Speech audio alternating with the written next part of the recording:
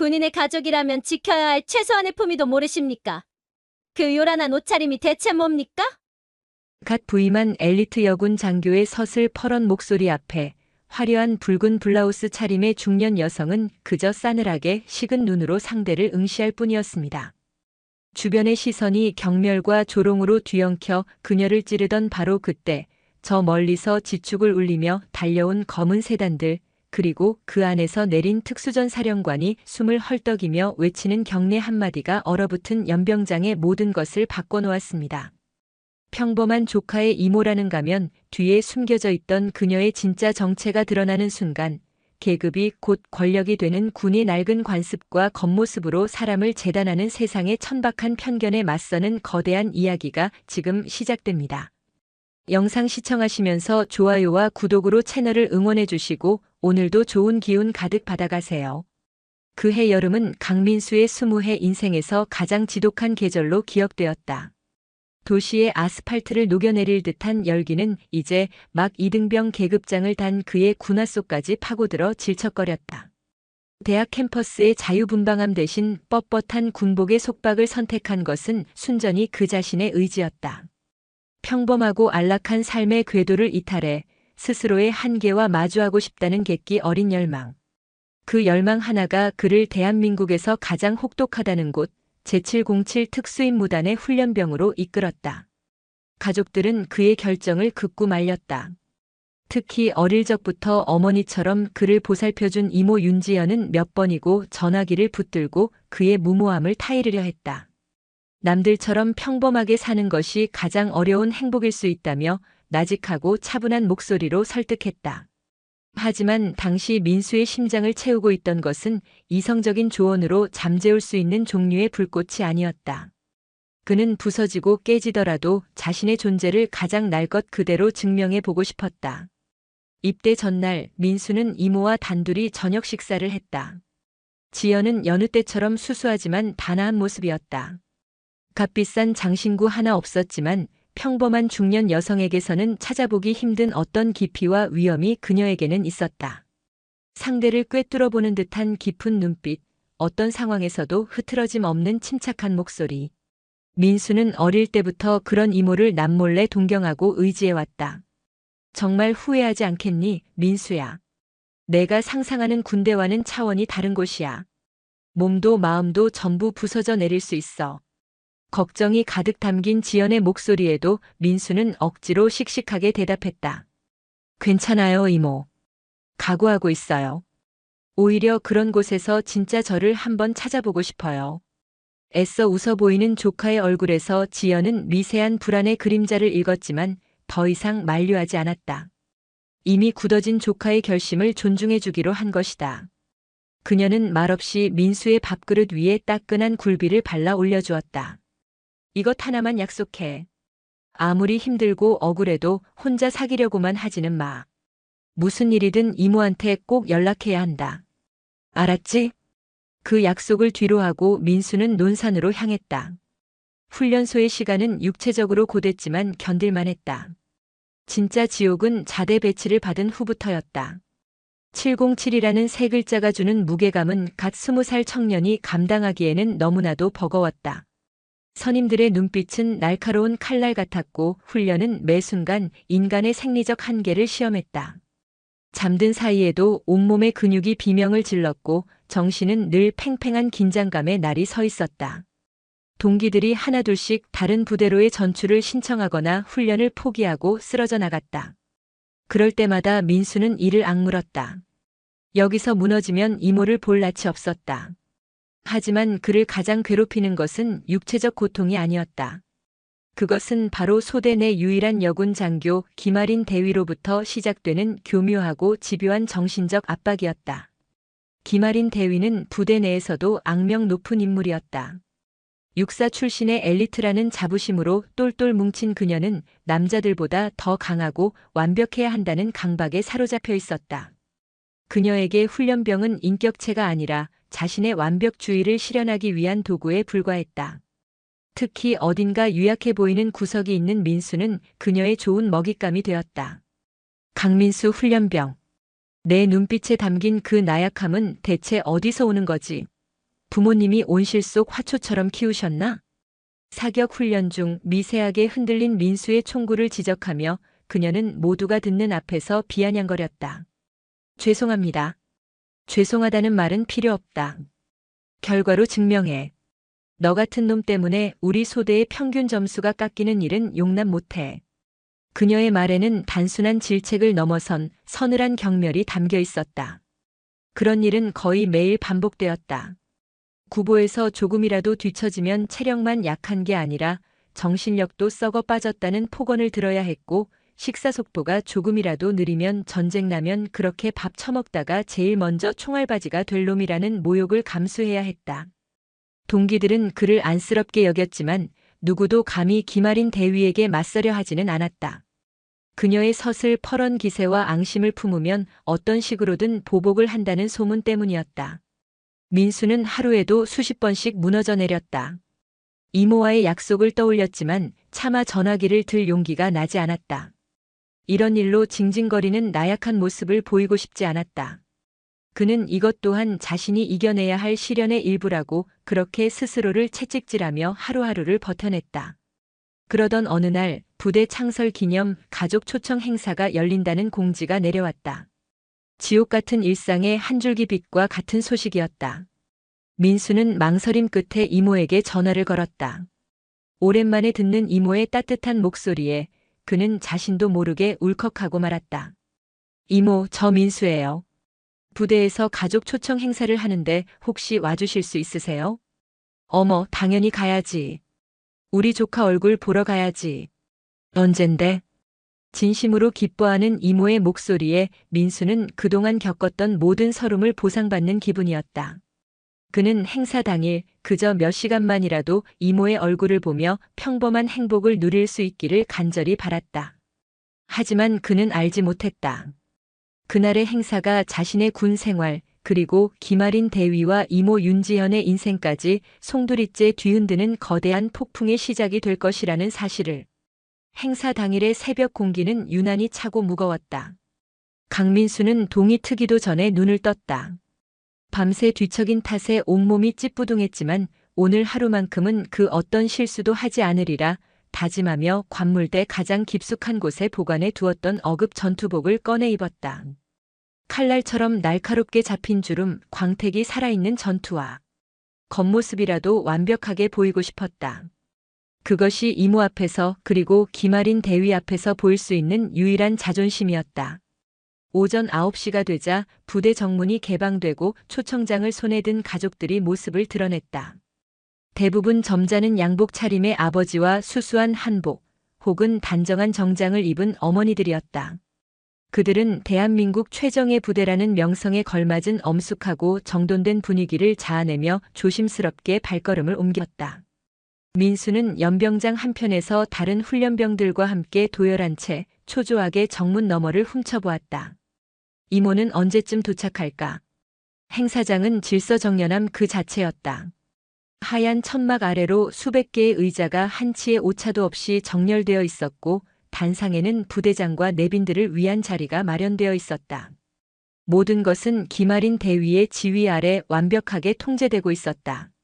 그녀는 아침부터 매서운 눈으로 행사장 구석구석을 살피며 작은 먼지 하나까지도 용납하지 않겠다는 듯 부사관들을 다그치고 있었다. 바로 그때였다.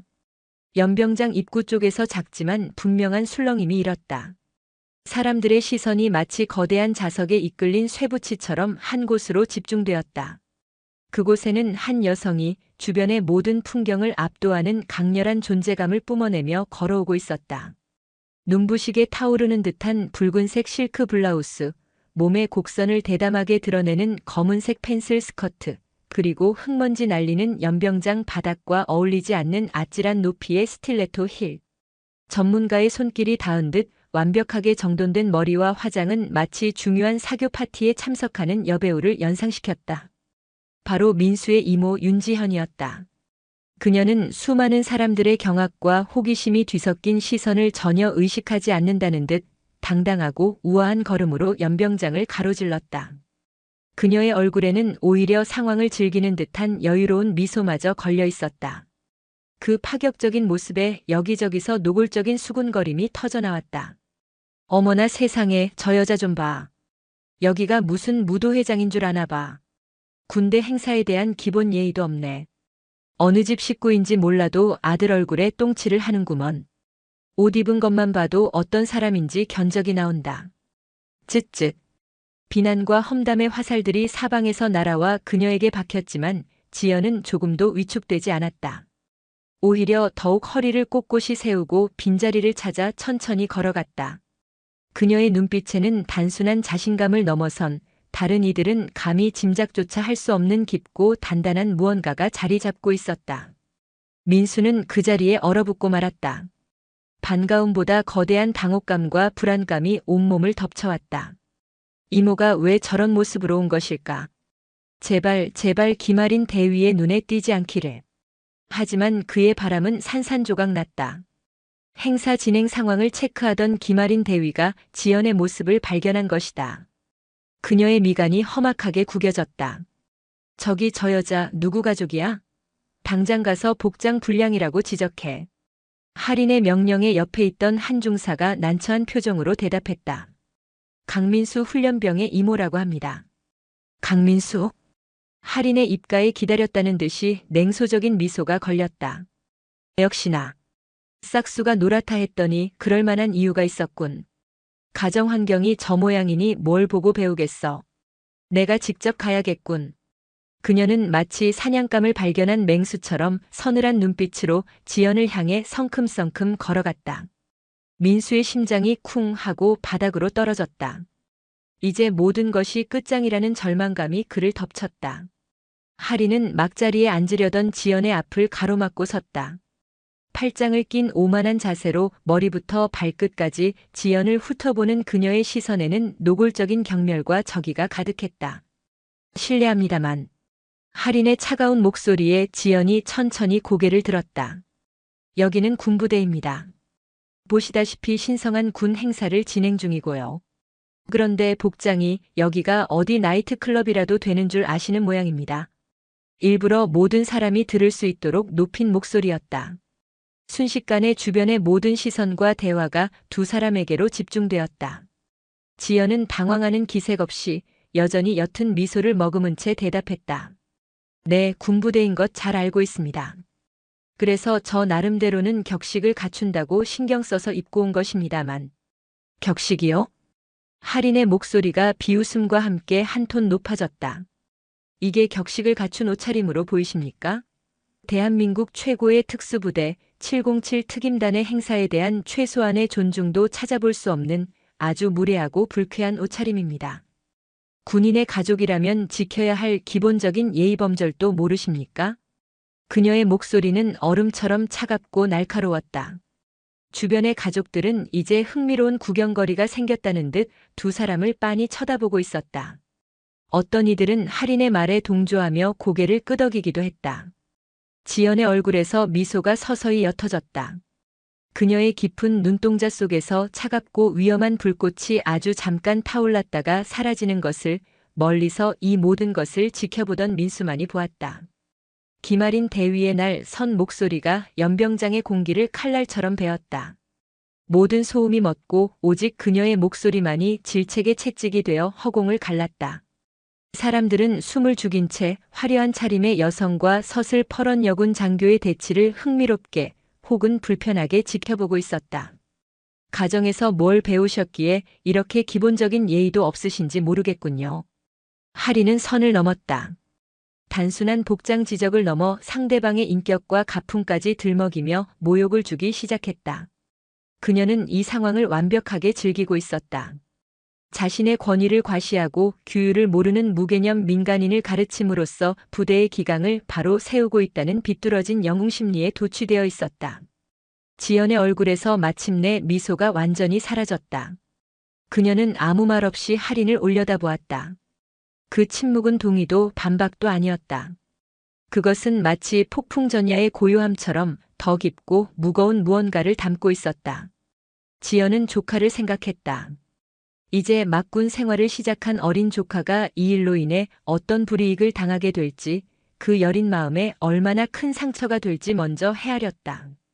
그녀는 터져 나오려는 분노를 이성의 끈으로 억누르며 최대한 평온한 목소리로 대답했다.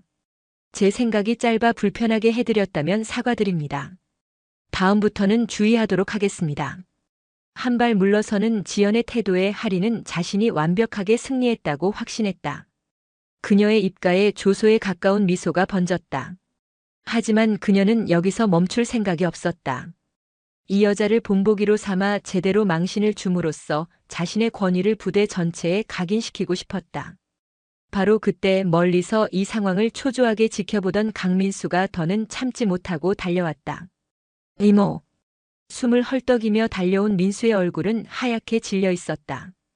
그는 지연의 앞을 막아서듯 섰다. 하리는 기다렸다는 듯이 민수를 날카롭게 쏘아붙였다. 강민수 훈련병. 이 무례한 분이 내 가족이었나? 예, 그렇습니다. 제 이모입니다. 민수는 긴장한 나머지 목소리가 갈라져 나왔다. 하린의 표정이 더욱 차갑게 굳어졌다. 그녀는 민수를 위아래로 훑어보며 혀를 차는 신용까지 했다. 어쩐지 내가 평소 훈련에 집중 못하고 정신 상태가 글러먹은 이유를 이제야 알겠군. 보고 배우는 게 저런 것들이니 군인 정신이 제대로 박힐 리가 있겠어? 죄송합니다. 민수는 반사적으로 허리를 숙이며 외쳤다. 변명이나 항변은 더 큰 화를 부를 뿐이라는 것을 훈련소 시절부터 뼈저리게 배워왔기 때문이었다. 하지만 하린의 독설은 멈추지 않았다. 저런 가족이 있으니 내군 생활이 그 모양 그 꼴인 거야. 707은 아무나 버티는 곳이 아니라고 내가 몇 번이나 말했지. 너 같은 정신 상태로는 어차피 얼마 못 가 짐 싸서 나가게 될 거다. 부대 물 흐리지 말고 지금이라도 나가는 게 어때? 주변에 있던 다른 가족들의 얼굴에 당혹스러운 기색이 스쳐 지나갔다. 아무리 군대가 엄격한 곳이라지만 모든 사람이 보는 앞에서 가족을 들먹이며 한 병사의 인격을 짓밟는 것은 분명 도를 넘은 행동이었다. 몇몇 사람들은 불편한 표정으로 헛기침을 하거나 시선을 피했다. 하지만 누구 하나 선뜻 나서서 할인을 말리는 사람은 없었다. 그녀의 어깨에 달린 대위 계급장이 보이지 않는 벽처럼 사람들을 막고 있었다. 민수의 얼굴이 잿빛으로 변했다. 평소 훈련 중에 개인적으로 지적받는 것과는 차원이 다른 모욕감이었다. 사랑하는 이모 앞에서 그리고 다른 모든 가족들 앞에서 자신의 군 생활 전체가 실패자처럼 낙인 찍히는 순간이었다. 그는 주먹을 꽉 쥐었다. 손톱이 손바닥을 파고드는 아픔이 느껴졌지만 그보다 더한 아픔이 심장을 찢고 있었다. 지연은 굳어버린 조카의 어깨를 조용히 감쌌다. 그녀의 눈빛은 더 이상 평온하지 않았다. 차갑게 가라앉은 눈동자 속에서 이성의 불꽃이 위태롭게 흔들리고 있었다. 민수야, 괜찮아. 이모가 미안하다. 지연의 나직한 목소리에 하리는 코웃음을 쳤다. 미안하면 답니까? 가족들이 이런 식으로 군의 명예를 실추시키니까 훈련병들이 정신을 못 차리는 겁니다. 군인의 가족이라면 적어도 군에 대한 최소한의 존중과 격식은 지켜야 하는 것 아닙니까? 하린의 목소리는 점점 더 커져 연병장 전체에 울려 퍼졌다. 그녀는 이제 지연과 민수뿐만 아니라 그 자리에 있는 모든 가족들을 향해 일장 연설을 하고 있었다. 여러분, 보십시오. 우리 아들들이 목숨을 걸고 나라를 지키는 이 신성한 곳에 저런 요란한 차림으로 나타나 분위기를 흐리는 사람이 있습니다. 저런 가족의 응원이 과연 우리 자랑스러운 용사들에게 힘이 되겠습니까? 오히려 독이 될 뿐입니다. 몇몇 가족들이 할인의 선동적인 말에 고개를 끄덕이며 지연을 비난의 눈초리로 쳐다보기 시작했다. 분위기는 완전히 할인의 의도대로 흘러가고 있었다. 지연은 더 이상 참을 수 없었다. 자신에 대한 모욕은 견딜 수 있었지만 조카의 명예와 자존심이 짓밟히는 것은 눈뜨고 볼 수 없었다. 무엇보다 군인과 그 가족에 대한 저급한 모욕은 군 조직 전체에 대한 심각한 도전으로 느껴졌다. 앞으로 조심하겠습니다. 우리 민수에게 더 이상 피해가 가지 않도록 하겠습니다. 지연은 마지막으로 이성을 붙잡고 최대한 정중하게 말했다. 하지만 하리는 그 말을 비웃음으로 되받아쳤다. 피해요? 이미 충분히 피해를 주고 계신데요. 다른 가족분들 좀 보십시오. 다들 얼마나 단정하고 엄숙한 마음으로 이 자리에 오셨습니까? 당신 하나 때문에 이 신성한 행사의 격이 떨어지고 있다는 생각은 안 해보셨습니까? 하리는 마치 연극 배우처럼 과장된 몸짓으로 다른 가족들을 가리켰다. 그 순간 지연을 향한 비난의 시선들은 더욱 날카롭고 따가워졌다. 민수는 차라리 이 자리에서 사라져버리고 싶었다. 그는 작은 목소리로 이모에게 속삭였다. 이모, 제발 그냥 자리로 가요. 네? 그래, 민수야. 일단 자리에 앉았구나. 지연은 조카의 등을 토닥이며 한쪽에 마련된 면회 장소로 발걸음을 옮겼다. 플라스틱 테이블과 의자들이 놓인 간이 면회장이었다. 다른 가족들은 이미 자리를 잡고 준비해온 음식을 나누며 이야기꽃을 피우고 있었다. 그들의 즐거운 웃음소리와 대화가 지연과 민수가 앉은 테이블 주변에서는 마치 다른 세상의 소리처럼 멀게만 느껴졌다. 무거운 침묵이 두 사람을 짓눌렀다. 간이 테이블에 마주 앉은 이모와 조카 사이에는 칼로 베어낸 듯한 침묵만이 흘렀다. 주변에서 들려오는 다른 가족들의 화기애애한 웃음소리가 오히려 두 사람의 고립감을 더욱 선명하게 만들었다. 민수는 고개를 푹 숙인 채 테이블 위에 떨어진 먼지 자국만 하염없이 바라보았다. 차마 이모의 얼굴을 볼 수가 없었다. 자신 때문에 이모가 저런 끔찍한 수모를 겪었다는 죄책감이 납덩이처럼 그의 가슴을 짓눌렀다. 이모 정말 죄송해요. 저 때문에 괜한 봉변을. 민수가 모기만 한 목소리로 간신히 입을 열었다. 지연은 그런 조카의 손등 위로 자신의 손을 가만히 포겠다. 따뜻한 온기가 전해졌지만 민수의 손은 차갑게 식어 미세하게 떨리고 있었다. 내가 왜 미안해. 내가 너무 TPO에 맞지 않는 옷을 입고 온 탓이지. 좀 더 신중했어야 했는데. 지연의 목소리는 부드러웠지만 그 안에는 쉽게 지워지지 않을 불쾌감과 분노의 앙금이 남아 있었다. 그녀는 이것이 단순히 옷차림 때문에 벌어진 해프닝이 아니라고 생각했다.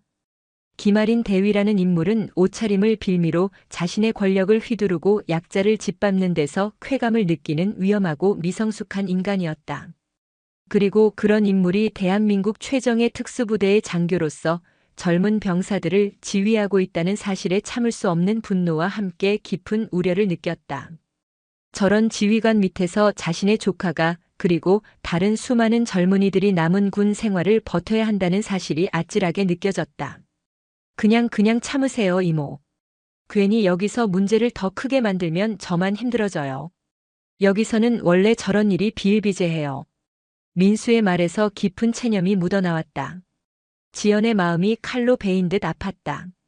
자신 때문에 조카가 더 힘든 상황에 처할 수도 있다는 걱정, 그리고 이미 조카가 이런 부조리한 환경에 무뎌져 버렸다는 사실이 그녀를 더욱 고통스럽게 했다. 민수야, 솔직하게 말해줘. 평소에도 저 김 대위한테 그런 부당한 대우를 자주 받았니? 아니에요. 그냥 좀 엄격하신 것뿐이에요. 특수부대니까 당연한 거라고 생각해요. 민수는 애써 대답을 회피했다. 이모에게 걱정을 끼치고 싶지 않았고 혹시라도 이모가 부대에 공식적으로 항의라도 하는 날에는 자신의 군 생활이 정말로 끝장날 것이라는 두려움 때문이었다. 하지만 지연은 이미 조카의 떨리는 눈빛과 굳은 표정에서 모든 것을 읽고 있었다. 조카가 지난 몇 달간 얼마나 끔찍한 시간을 보냈을지, 그 여린 어깨에 얼마나 많은 상처가 쌓여 있을지 짐작하고도 남았다. 이모, 오늘은 그냥 즐겁게 보내요. 이렇게 얼굴 보는 것도 쉽지 않잖아요. 민수가 억지로 입꼬리를 끌어올려 웃어 보였다. 그 안쓰러운 미소에 지연은 더 이상 캐물을 수 없었다. 그녀는 지금 이 순간 조카에게 필요한 것은 추궁이 아니라 위로라는 것을 알았다. 그때 단상에 선 김아린 대위가 확성기를 들고 행사 시작을 알렸다. 존경하는 가족 여러분, 안녕하십니까? 지금부터 707 특임단 부대 창설 기념 가족 초청 행사를 시작하겠습니다. 우레와 같은 박수 소리가 터져 나왔지만 지연과 민수는 그저 멍하니 단상만 바라볼 뿐이었다. 할인의 목소리가 다시 연병장에 울려 퍼졌다. 오늘 이 귀한 자리에 참석해 주신 모든 가족 여러분께 진심으로 감사드립니다. 특히 군인의 가족으로서 마땅히 지켜야 할 품위와 격식을 완벽하게 보여주시는 대부분의 가족분들께는 더욱 깊은 감사를 드립니다. 대부분의 가족분들. 그 말은 명백히 지연을 겨냥한 것이었다. 주변에 앉아있던 몇몇 가족들이 힐끔힐끔 이쪽을 쳐다보는 것이 느껴졌다. 민수의 얼굴이 잘 익은 토마토처럼 붉어졌다. 그는 테이블 밑으로 고개를 더 깊이 숙였다. 할인의 연설은 계속되었다. 우리 707 특임단은 대한민국 최고의 특수부대입니다. 이곳의 부대원들은 국가가 가장 필요로 하는 순간 가장 위험한 곳으로 가장 먼저 투입되는 살아있는 인간 병기입니다. 따라서 우리 부대원들의 가족들 또한 그에 걸맞은 최고의 품격과 명예를 보여주셔야 한다고 생각합니다. 가족의 얼굴이 곧 부대의 얼굴이기 때문입니다. 노골적인 저격이었다. 지연은 더 이상 참을 수 없었다. 이것은 단순한 개인 간의 갈등을 넘어 군 장교가 자신의 지위를 이용해 민간인을 공개적으로 모욕하고 조롱하는 명백한 월권 행위이자 인권 유린이었다. 조카의 만류도 앞으로 닥칠 후폭풍에 대한 걱정도 이제는 무의미했다. 바로 잡아야 했다. 잘못된 것은 반드시 그 뿌리까지 뽑아내어 바로 잡아야만 했다. 그것이 그녀가 평생을 군인으로 살아오며 단 한 번도 어겨본 적 없는 철칙이었다. 지연은 조용히 조카의 어깨에 손을 올렸다. 민수야, 오늘은 널 보러 온 날이 맞아. 하지만 말이다. 썩은 부위를 보고도 모른 척 덮어두면 결국 온몸이 썩어 문드러지게 된단다. 그리고 이 이모는 우리 군이 썩어가는 것을 그냥 보고만 있을 수는 없어. 그녀의 목소리는 나직했지만 강철 같은 의지가 담겨 있었다. 민수가 고개를 들었을 때 그는 완전히 다른 이모의 얼굴을 보았다. 언제나 따뜻하고 부드럽기만 하던 이모의 눈빛이 서늘한 비수가 되어 단상 위의 기마린 대위를 향하고 있었다. 그녀의 마음속에서는 이미 어떤 결심이 확고하게 서고 있었다. 더 이상 이런 부당한 모욕을 당하고만 있지는 않겠다는, 그리고 이 부조리한 현실을 반드시 바로잡고 그 대가를 치르게 하겠다는 결심이었다. 그 결심은 이제 그 누구도 꺾을 수 없을 터였다. 행사는 기마린 대위의 의도대로 순조롭게 진행되는 듯 보였다. 부대 홍보 영상 상영, 부대장 인사말, 그리고 모범 장병 표창 수여식이 이어졌다. 하지만 연병장 한편에 자리 잡은 지연과 민수 주변의 공기는 여전히 얼음장처럼 차가웠다. 다른 가족들의 테이블에서는 웃음소리가 끊이지 않았지만 두 사람의 테이블 위에는 무거운 침묵만이 감돌았다. 이모 괜찮으세요? 아까 그 대위님이 너무 심했던 것 같아요. 민수가 조심스럽게 입을 열었다. 이모가 겉으로는 태연한 척했지만 속으로는 깊은 상처를 받았을 거라 생각하니 마음이 아팠다. 괜찮다 민수야. 이모는 그런 말 몇 마디에 상처받을 만큼 약하지 않아. 지연은 담담하게 대답했지만 그녀의 마음속은 결코 괜찮지 않았다. 자신이 모욕당한 것보다도 이런 환경 속에서 하루하루를 버텨내고 있을 조카를 생각하니 심장이 저며오는 듯했다. 그녀는 조카의 야윈 얼굴을 가만히 들여다보았다. 입대 전보다 볼살이 쏙 빠져 있었고 눈 밑에는 검은 그늘이 짙게 드리워져 있었다. 민수야, 군 생활은 정말 할 만한 거니? 힘들지는 않고? 그냥 다들 하는 건데요, 뭐. 처음에는 좀 힘들었는데 이제는 적응돼서 괜찮아요. 민수는 이번에도 솔직한 대답을 피했다. 하지만 그의 마른 어깨와 지친 눈빛이 모든 것을 말해주고 있었다. 밥은 잘 챙겨 먹고 있는 거야? 살이 너무 많이 빠진 것 같아서 이모는 걱정이다. 훈련이 워낙 힘들어서 그래요. 먹어도 살이 안 쪄요. 저뿐만 아니라 동기들 다 그래요. 민수가 멋쩍게 웃으며 말했다. 그때 확성기를 통해 다시 기마린 대위의 목소리가 들려왔다. 자, 다음은 부대 시설 견학 시간입니다. 가족 여러분들께서는 우리 자랑스러운 아들들이 어떤 환경에서 생활하고 훈련받고 있는지 직접 눈으로 확인하실 수 있는 좋은 기회가 될 것입니다. 저를 따라 이동해 주십시오. 사람들이 하나둘 자리에서 일어나 할인의 뒤를 따르기 시작했다. 민수도 자리에서 일어나며 조금은 밝아진 목소리로 말했다. 이모, 저희 생활관도 보여드릴게요. 제가 쓰는 침대랑 관물대도요. 지연은 조카의 기분을 맞춰주기 위해 희미하게 미소를 지으며 자리에서 일어났다. 부대 견학은 훈련장부터 시작되었다. 각종 최첨단 훈련 장비들과 보기만 해도 아찔한 장애물 코스의 가족들은 연신 감탄사를 터뜨렸다. 우와, 정말 대단하다. 우리 아들이 이런 곳에서 훈련을 받고 있었구나. 힘들겠지만 그래도 마음은 든든하네요.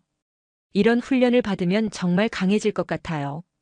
다들 아들의 늠름한 모습을 상상하며 뿌듯한 표정으로 사진을 찍기 바빴다. 하지만 지연의 관심은 다른 곳에 있었다. 그녀는 민수를 비롯한 다른 훈련병들의 표정을 유심히 살폈다. 대부분의 훈련병들은 가족들 앞에서도 잔뜩 긴장한 모습이었고, 특히 기마린 대위가 근처를 지나갈 때면 몸이 돌처럼 굳어지는 것이 역력했다. 저것은 건강한 군기가 아니었다. 명백한 공포와 억압의 결과물이었다. 다음으로 생활관 견학이 이어졌다. 수십 개의 침상이 칼같이 정렬된 생활관은 먼지 하나 없이 깨끗했다. 민수는 자신의 침상으로 이모를 안내했다. 여기가 제 자리예요, 이모. 어때요? 깔끔하죠? 정말 먼지 하나 없이 깨끗하게 정리했구나, 우리 민수. 지연은 각 잡힌 모포와 베개를 보며 억지로 미소를 지었다. 하지만 아들의 개인 물품을 보관하는 관물대를 열어보는 순간 그녀의 마음은 와르르 무너져 내렸다. 텅 빈 관물대 안에는 낡은 가족사진 한 장과 몇 가지 생필품, 그리고 달아빠진 훈련 수첩이 전부였다. 20살 청춘의 흔적이라고는 찾아볼 수 없는 삭막한 공간이었다. 그 순간 옆 침대를 쓰던 동기 훈련병이 다가와 인사를 건넸다. 민수야, 이분이 내 이모님이시구나. 안녕하십니까? 저는 박준혁이라고 합니다. 응. 우리 이모 윤지현이야.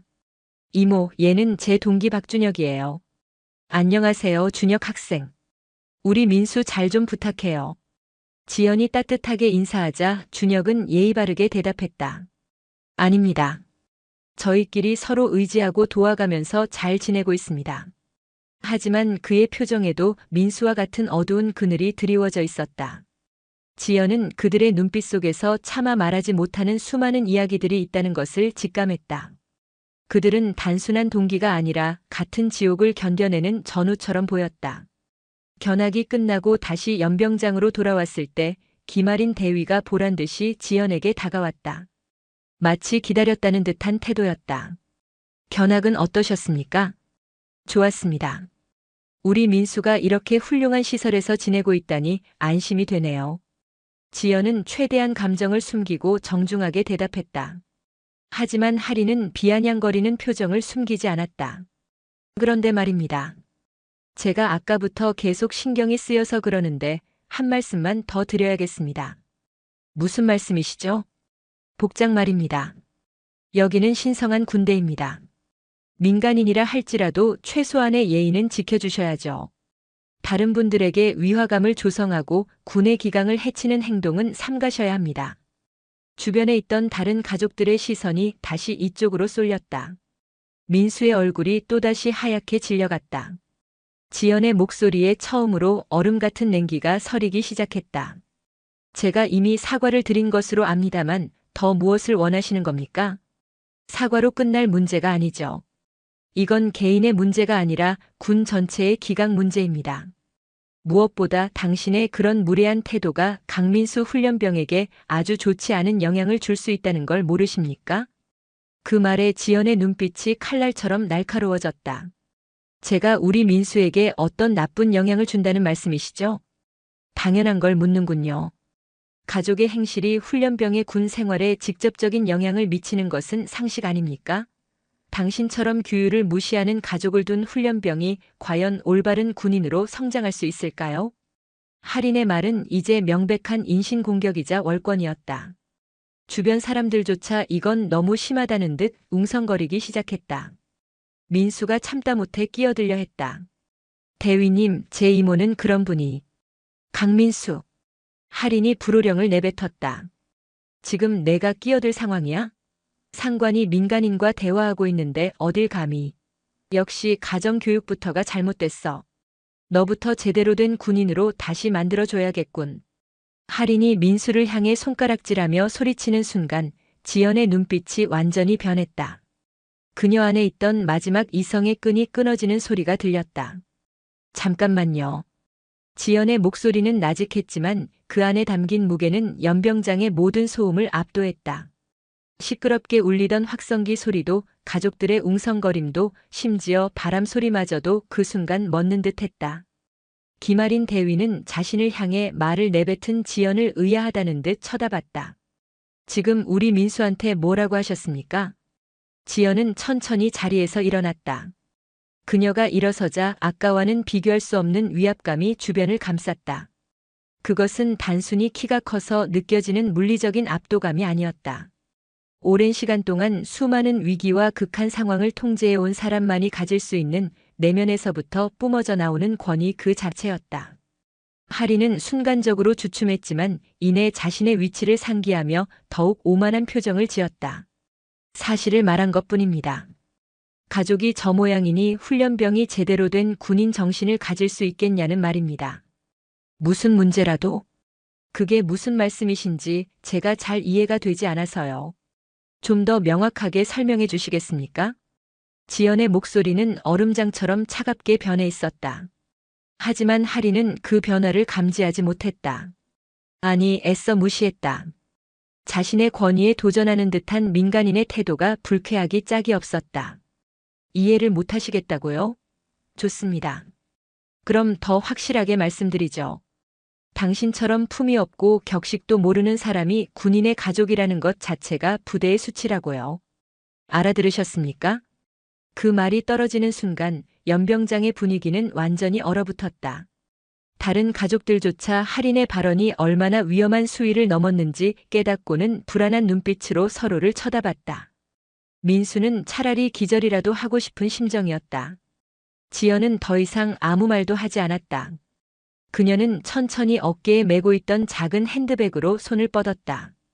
그리고 그 안에서 최신형 스마트폰을 꺼내 들었다. 뭐 하시는 겁니까? 할인이 어이없다는 표정으로 물었다. 이런 상황에서 갑자기 휴대폰을 꺼내 드는 행동의 의도를 전혀 짐작할 수 없었다. 전화 좀 하려고요. 지연은 짧게 대답하며 휴대폰 화면을 켰다. 전화요? 지금 이 상황에서요? 하리는 기가 막히다는 듯 헛웃음을 터뜨렸다. 그녀는 팔짱을 끼며 비꼬는 투로 말했다. 누구한테 전화하시려고요? 설마 억울하다고 어디 하소연이라도 하시게요? 전화 몇 통 한다고 뭐가 바뀔 것 같습니까? 다시 한번 말씀드리지만 여기는 707 특임단이고 저는 이 행사의 총책임자입니다. 부대의 규율을 지키는 것이 제 역할이고요. 지연은 그녀의 조롱 섞인 말을 못 들은 척 익숙한 손놀림으로 단축번호 1번을 길게 눌렀다. 짧은 연결음이 한두 번 울리고 곧 상대방이 전화를 받았다. 지연은 휴대폰을 귀에 댄 채 단 한마디를 내뱉었다. 지금 행사장으로 와줘. 짧고 지극히 사무적인 목소리였다. 어떤 감정도 부연 설명도 없었다. 하지만 그 한마디가 떨어지는 순간 지연의 주변 공기가 기묘하게 변했다. 마치 보이지 않는 거대한 힘의 스위치가 켜진 듯한 느낌이었다. 전화를 받은 상대방이 누구인지 무슨 대화를 나누었는지는 알 수 없었지만 그 짧은 통화가 불러올 파장의 서막을 알리는 듯했다. 전화를 끄는 지연은 아무 일도 없었다는 듯 휴대폰을 다시 가방에 넣었다. 그 모습을 지켜보던 하리는 더욱 기고만장해져서 비웃음을 터뜨렸다. 뭡니까? 그게 다예요? 누구한테 전화하신 겁니까? 설마 남편한테 일러바치기라도 한 거예요? 아니면 아는 기자라도 있으신가? 할인의 목소리에는 조롱과 경멸이 가득했다. 그녀는 이 상황이 우습기 짝이 없었다. 군대의 생리도 모르는 한낱 아줌마가 전화 한 통으로 자신을 위협하려 한다는 것 자체가 코미디라고 생각했다. 민수는 이모의 행동이 너무나도 걱정되어 하얗게 질린 얼굴로 다가왔다. 이모 괜찮으세요? 제발 그냥 제가 잘못했다고 할게요. 괜히 일을 더 크게 만들지 마세요. 민수야 괜찮아. 지연이 조카의 어깨를 다독였다. 이모를 믿어. 이제 다 괜찮아질 거야. 그녀의 목소리는 여전히 차분했지만 그 안에는 이전과는 비교할 수 없는 단단한 확신이 담겨 있었다.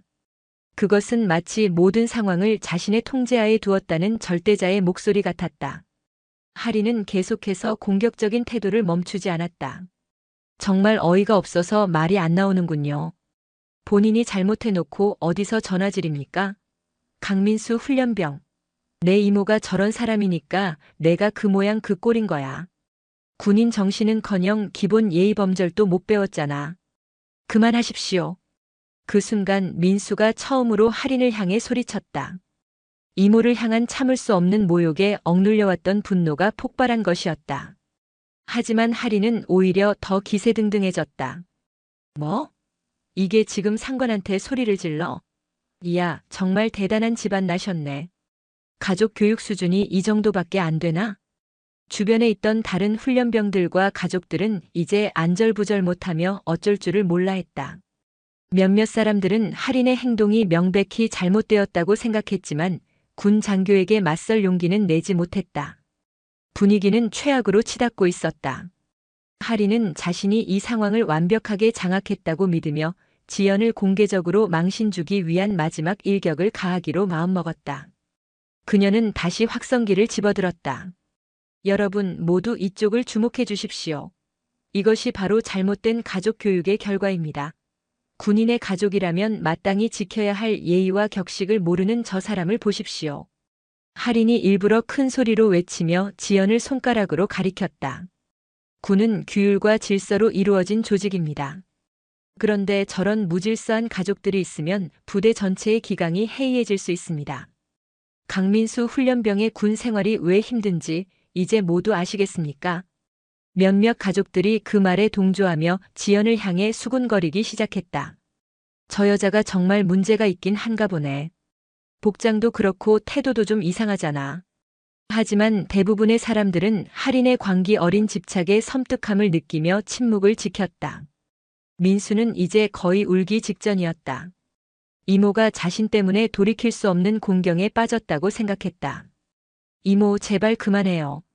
제가 대신 사과할게요. 네? 민수야, 내가 왜 사과를 해? 너는 아무 잘못도 없어. 지연이 조카의 어깨를 굳게 잡으며 말했다. 그녀의 눈빛에는 한치의 흔들림도 없었다. 할인은 그 모습을 보며 더욱 비웃었다. 아직도 정신을 못 차리셨군요. 여기서 누가 상급자인지, 누가 이 상황을 통제할 권한을 가지고 있는지 전혀 모르시는 모양입니다. 권한이요? 지연이 처음으로 할인을 똑바로 마주보며 되물었다. 네, 권한입니다. 저는 이 행사의 책임자이며 이 부대의 장교입니다. 여기서는 제가 정한 규칙이 곧 법이고 질서입니다. 그런데 고작 전화 한 통으로 이 상황을 바꿀 수 있을 거라고 생각하십니까? 정말 순진하시군요. 할인의 말이 채 끝나기도 전이었다. 부대 정문 쪽에서 낮고 육중한 엔진 소리가 들려오기 시작했다. 처음에는 한두 대인가 싶었지만 그 소리는 점점 더 커지고 여러 대가 겹쳐지며 마치 지축을 울리는 듯한 굉음으로 변해갔다. 처음에는 그저 외부에서 지나가는 차량 소리려니 했다.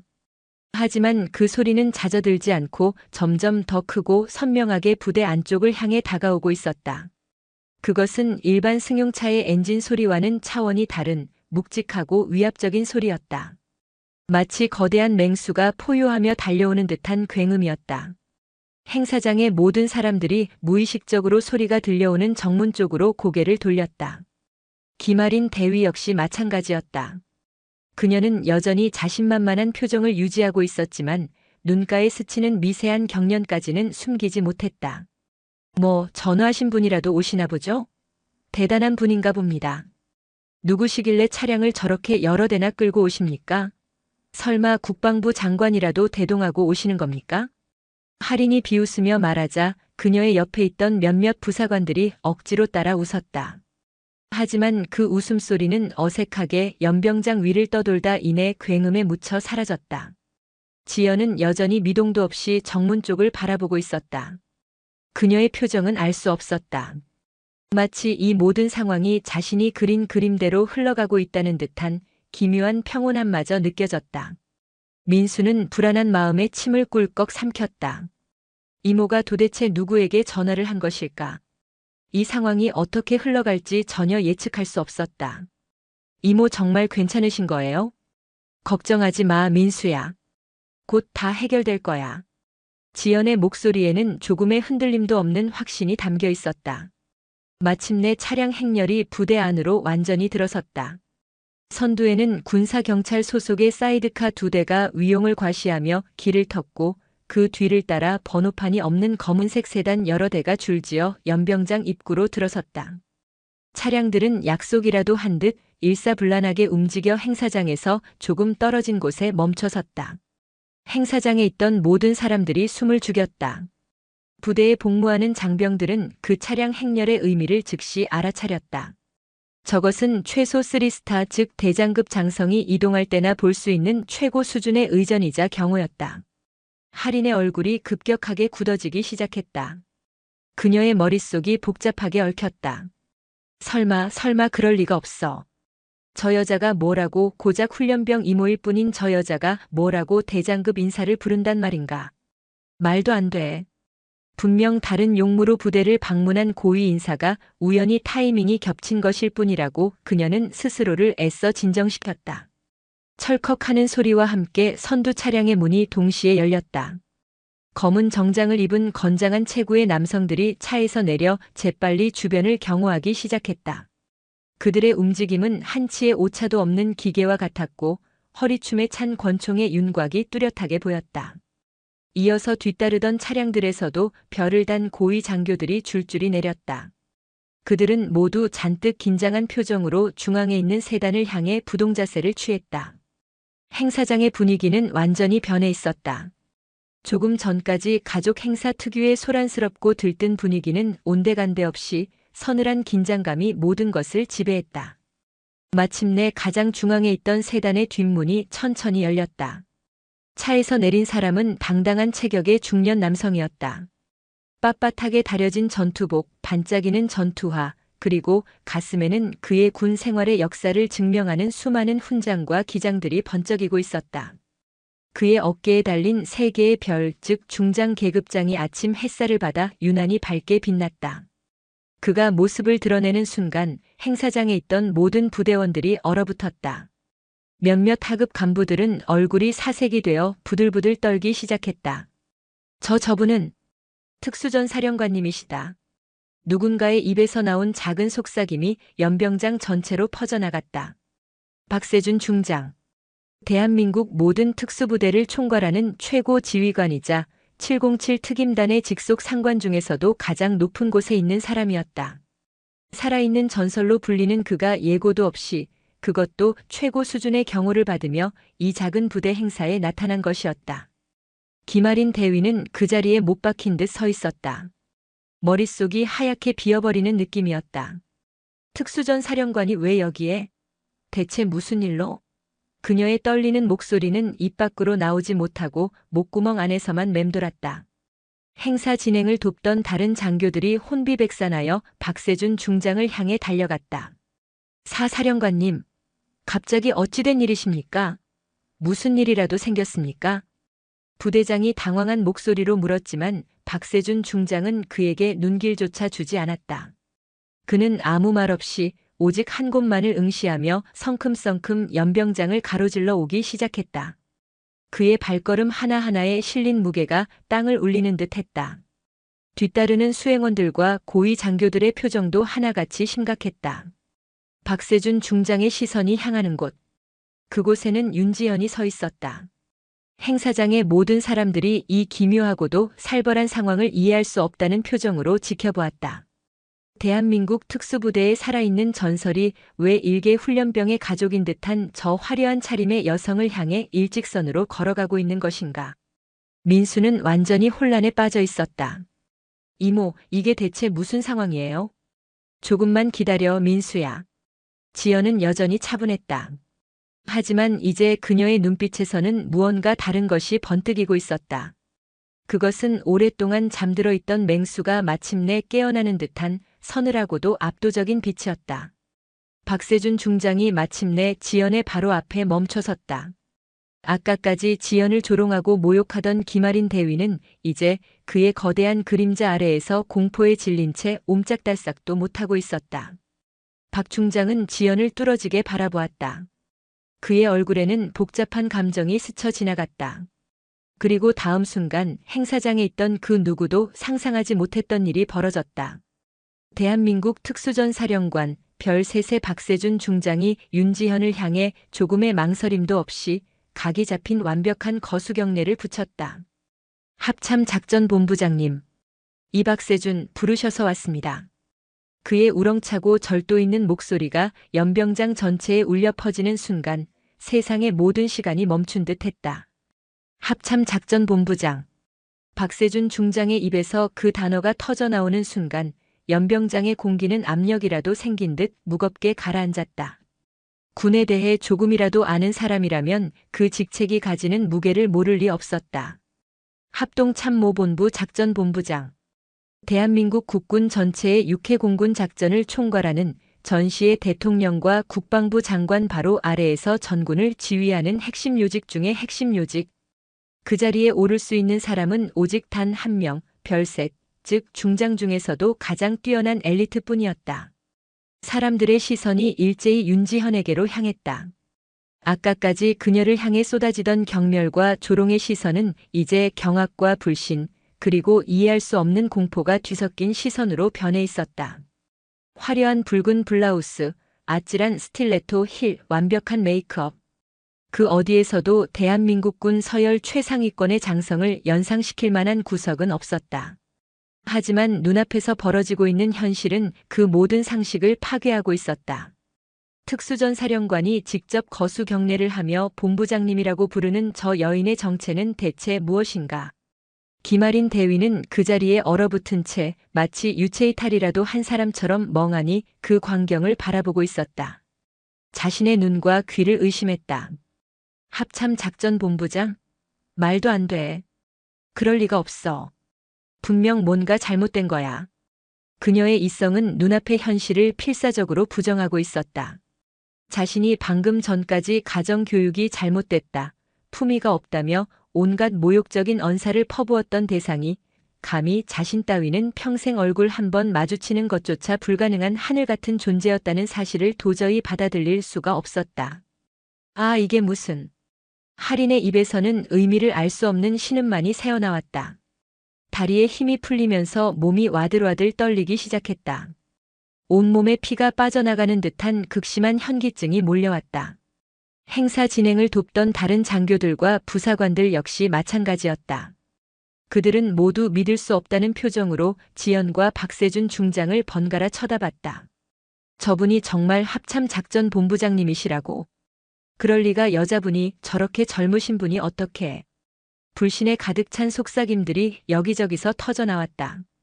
하지만 특수전사령관이 직접 보여주는 확고한 태도 앞에서 그들의 불신은 점점 공포로 변해갔다. 강민수는 이 모든 상황이 마치 현실감 없는 악몽처럼 느껴졌다. 자신의 이모가 언제나 다정하고 따뜻하기만 했던 보통의 이모가 대한민국 군대의 최고 수뇌부 중 한 명이었다니. 그는 단 한 번도 그런 상상을 해본 적이 없었다. 어릴 적부터 봐왔던 이모의 모습들이 주마등처럼 스쳐 지나갔다. 언제나 차분하고 흔들림 없던 눈빛, 어떤 상황에서도 평정심을 잃지 않던 목소리, 평범한 주부라고 하기에는 어딘가 다른 분위기를 풍겼던 이유를 이제야 어렴풋이 알 것 같았다. 이모가 정말. 민수는 말을 잇지 못했다. 꿈을 꾸고 있는 것이라면 제발 누가 좀 깨워주기를 바랐다. 박세준 중장이 경례를 유지한 채 다시 한번 입을 열었다. 본부장님, 무슨 일이십니까? 갑작스럽게 연락을 주셔서 무슨 큰일이라도 터진 줄 알고 급히 달려왔습니다. 지연은 여전히 표정에 변화가 없었다. 하지만 이제 그녀의 얼굴에는 이전과는 완전히 다른 범접할 수 없는 권위가 서려 있었다. 그녀는 자신에게 경례를 하고 있는 박 중장을 바라보며 나직하게 말했다. 박 장군, 경례는 그만 풀어. 여기는 작전 지역이 아니니까. 그녀의 목소리는 부드러웠지만 그 안에는 거역할 수 없는 명령의 힘이 담겨 있었다. 아닙니다. 상급자에 대한 예의입니다. 내 말 들어. 여기 있는 가족들 놀라게 할 필요 없잖아. 그제야 박세준 중장은 경례를 풀었다. 하지만 그의 자세는 조금도 흐트러짐이 없었다. 지연은 천천히 주변을 둘러보았다. 그녀의 시선이 머무는 곳마다 사람들은 고개를 숙이거나 시선을 피했다. 마지막으로 그녀의 시선이 공포에 질려 있는 김아린 대위에게 멈췄다. 박 장군, 여기 상황이 좀 복잡해졌어. 지연의 말에 박세준의 날카로운 시선이 곧바로 김아린 대위에게로 향했다. 그는 단번에 상황을 파악했다. 혹시 누군가 본부장님께 결례를 범했습니까? 박세준의 목소리는 강철처럼 차갑고 단단했다. 그 안에는 만약 그렇다면 용서하지 않겠다는 서늘한 위협이 담겨 있었다. 그 순간 김아린 대위는 자신이 돌이킬 수 없는 강을 건넜음을, 그리고 그 강 건너편에는 상상조차 할 수 없는 끔찍한 파멸이 기다리고 있음을 직감했다. 아닙니다. 저는 정말 몰랐습니다. 정말입니다. 할인이 거의 비명에 가까운 소리를 지르며 떨리는 목소리로 변명했다. 하지만 이미 늦었다는 것을 그녀 스스로도 알고 있었다. 그녀를 지켜보던 다른 가족들 사이에서도 불안한 동요가 일기 시작했다. 어머, 어떻게 저분이 그렇게 높은 분이셨다니. 아까 우리가 뭐라고 수군거리지 않았어? 큰일 났다. 우리도 같이 욕했는데.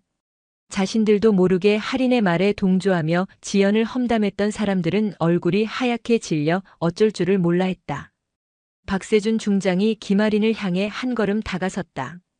그 한 걸음에 담긴 위압감에 할인은 숨을 쉴 수조차 없었다.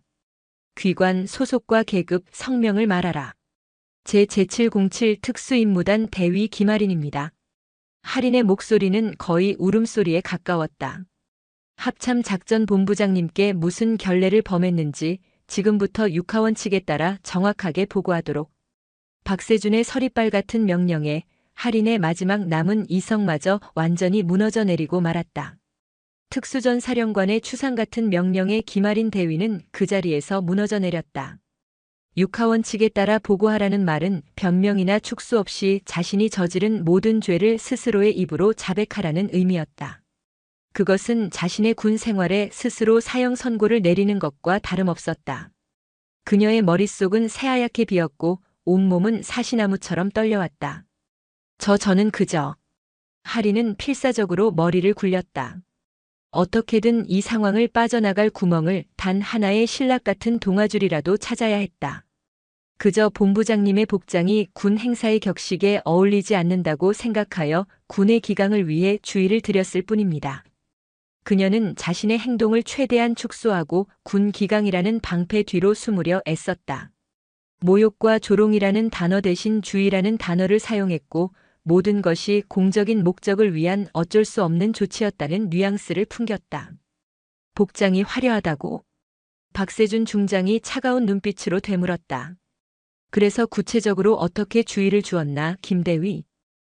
그냥 격식을 지켜달라고 정중하게 말씀드렸습니다. 절대 다른 의도는 없었습니다. 할인이 필사적으로 변명하는 순간 침묵을 지키고 있던 한쪽에서 조용한 목소리가 들려왔다. 아닙니다. 거짓말입니다. 사람들의 시선이 목소리가 들려온 곳으로 향했다.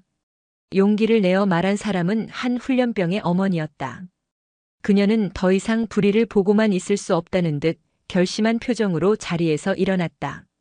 저 대위는 저분을 계속 모욕했습니다. 가정교육이 안 됐다, 품위가 없다면서 모두가 듣는 앞에서 망신을 줬어요. 저희도 듣기 민망할 정도였습니다. 그녀의 증언은 기폭제가 되었다. 여기저기서 본물처럼 목소리가 터져나오기 시작했다. 맞아요. 우리도 다 들었어요. 심지어 확성기까지 써가면서 공개적으로 비난했어요. 조카인 저 훈련병까지 들먹이면서 인신공격을 하는 것도 똑똑히 봤습니다.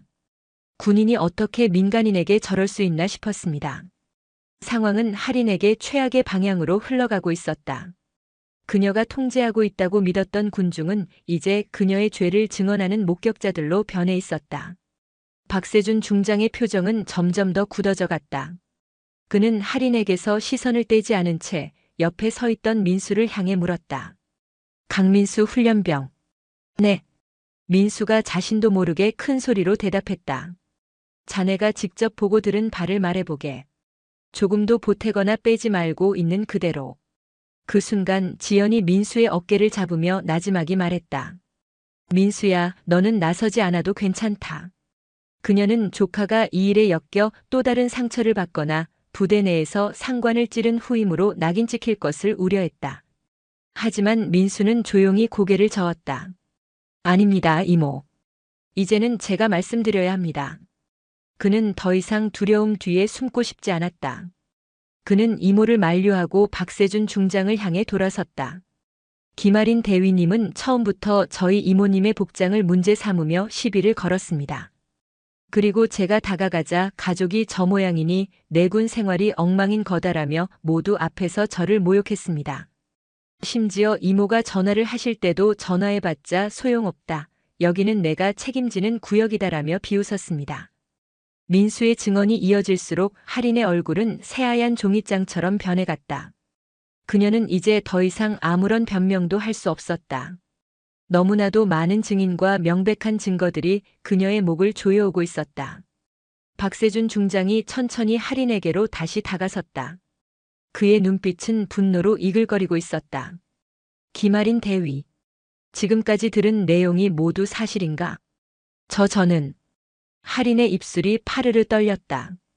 그녀는 차마 고개를 들지 못하고 작은 목소리로 시인했다. 사실입니다.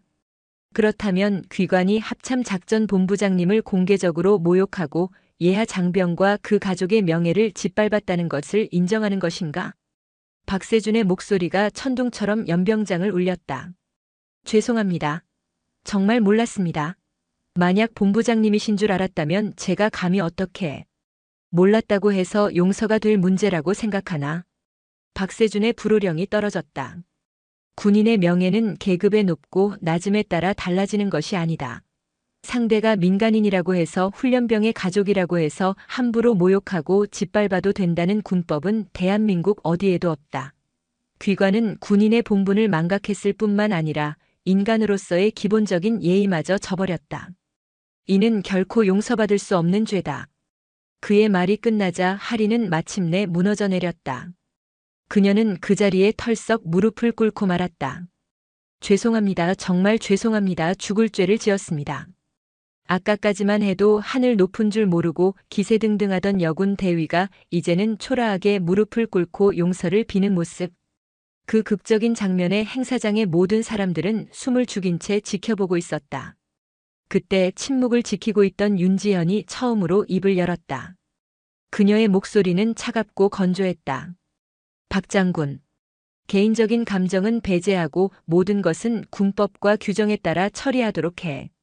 그리고 오늘 이 자리에 있었던 일에 대해서는 부대 전 장병에게 한치의 거짓 없이 소상히 알려서 다시는 이와 같은 불미스러운 일이 발생하지 않도록 본보기로 삼도록. 그녀의 말에는 김아린 개인에 대한 용서나 동정은 단 한마디도 담겨 있지 않았다. 그것은 최고의 지휘관으로서 무너진 군 기강을 바로 세우고 조직의 원칙을 재확립하려는 단호하고 냉정한 명령이었다. 김아린은 그 목소리를 듣는 순간 자신에게는 더 이상 그 어떤 두 번째 기회도 주어지지 않을 것이라는 것을, 자신의 군 생활이 바로 이 자리에서 끝났다는 것을 뼈저리게 깨달았다. 윤지현의 말은 최종 선고와도 같았다. 군법과 규정에 따라 처리하라는 원칙적인 말 속에는 그 어떤 예외나 선처도 없을 것이라는 차가운 의지가 담겨 있었다. 본보기로 삼으라는 말은 김아린 개인의 처벌을 넘어 그녀의 사례를 조직 전체의 경종을 울리는 희생양으로 삼겠다는 의미였다. 김아린은 그 말의 무게를 온몸으로 느끼며 절망의 나락으로 떨어졌다. 박세준 중장은 즉시 부대장을 호출했다. 부대장은 즉시 김아린 대위를 직위 해제하고 대기 발령 조치하라. 또한 오늘 사건에 대한 진상조사를 위한 위원회를 구성하고 한 점 의혹 없이 철저하게 조사하여 그 결과를 내게 직접 보고하도록. 알겠나? 네, 알겠습니다, 사령관님. 부대장의 얼굴은 하얗게 질려 있었다.